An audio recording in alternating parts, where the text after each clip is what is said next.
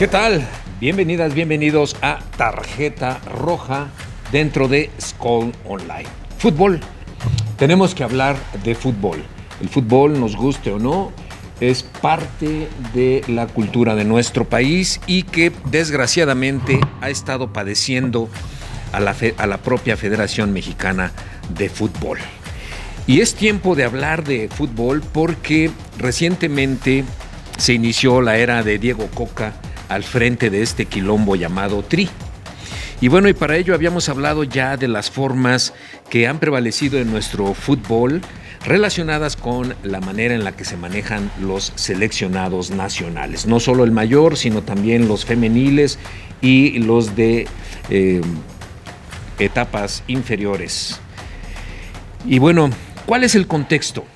Bueno, el contexto en el que llega Diego Coca, el contexto en el que se mueve Diego Coca, pues es muy similar al que se han movido los directores técnicos en etapas anteriores. Decía Albert Einstein que si esperas resultados diferentes, tienes que dejar de hacer siempre lo mismo. Palabras más, palabras menos. Bueno, ¿cuál es el contexto? Bueno, una colección de fructíferos y grandes negocios a costa de este activo que se llama Selección Nacional o el Tri, no el musical, que ese es un bodrio, pero el futbolístico, está a punto de convertirse en uno más, debido a la enorme colección de decepciones que en el aspecto deportivo le han ofrecido no solo al mundo, sino a nuestro propio público, a nuestros propios aficionados.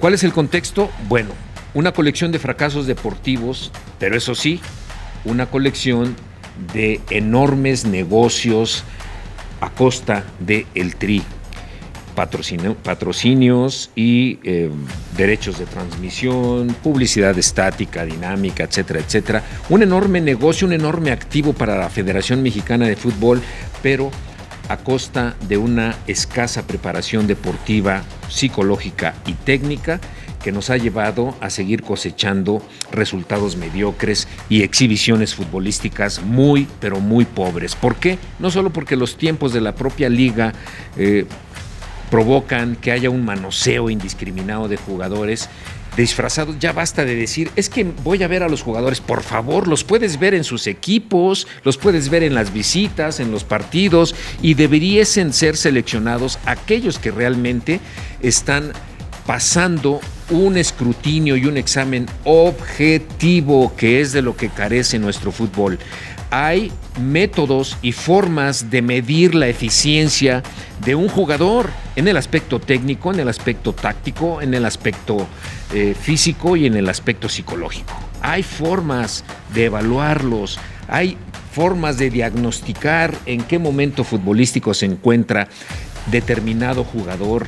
Así que por favor, dejemos de improvisar, dejemos de hacer de este fútbol un fútbol poco profesional y más dedicado a los negocios. Vamos a ocuparnos de lo deportivo, vamos a recomendar y a exigir que quienes se encargan precisamente de determinar quién va a ser el director técnico de un selectivo que representa el fútbol de un país tenga los méritos requeridos, además de necesarios, para que pueda de alguna manera justificar su permanencia al frente de todo este proyecto deportivo que no lo hay en México. Lo que hay es una forma de improvisar como siempre y de justificar que los grupos de poder al interior de la Federación Mexicana de Fútbol, en este caso el Grupo Orlegui, haya impuesto a Diego Coca sin más méritos que un subcampeonato de un equipo local como el Atlas, que llevaba decenas de años de no hacer nada y que curiosamente con las ayudas arbitrales de este grupo, que además tenía un pariente en esta comisión,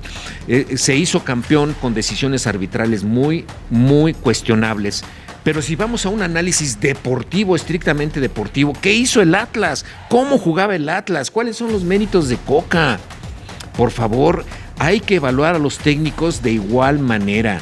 Hay métodos para evaluar su nivel de conocimiento y su nivel y grado de facilidad pedagógico para transmitir estos conocimientos a sus seleccionados.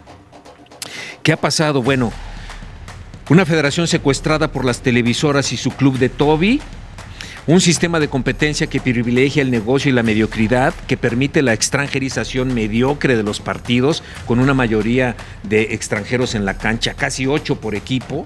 ¿Y cuántos futbolistas mexicanos hay entonces en estos partidos?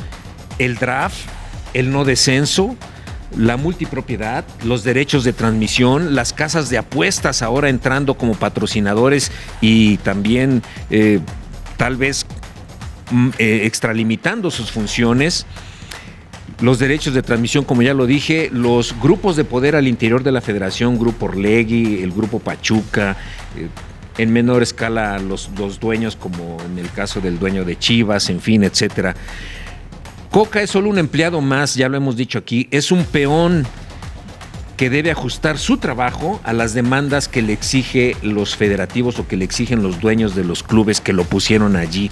Así que él solamente se dedica a ajustar su supuesto proyecto de trabajo a las exigencias y necesidades que los propios federativos le han dictado. Por eso no es extraño ver el manoseo de jugadores que, necesito verlos. Mentira. Los directivos y los dueños de los equipos dicen: en este momento no me llames a fulano, en este momento puedes llamar a sutano, etcétera, porque quien les paga soy yo a esos jugadores. Y por otro lado también la mafia de los promotores.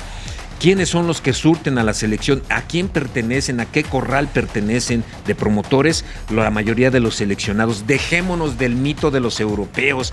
¿Por qué tienen la piel tan delgada toda vez que el público se manifiesta y los abuchea después del partido contra Jamaica? ¿Que no tiene derecho el público a externar cómo se siente respecto de esta colección de fracasos? Llevan años sin ganar absolutamente nada.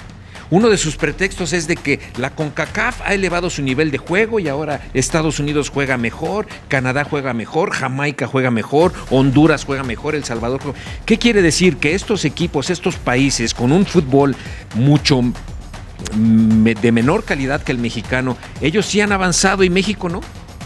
Entonces nosotros nos hemos quedado estancados y ellos sí ya nos alcanzaron. Ese es el pretexto que usan las selecciones. Por favor, en el Estadio Azteca, con nuestro público, con los supuestamente jugadores que jugaron contra Arabia Saudita el último partido, a excepción de uno, empatar con Jamaica en el Estadio Azteca. El público ya le tenía guardado a la selección nacional esta manifestación de reprobación y que me parece muy justificada.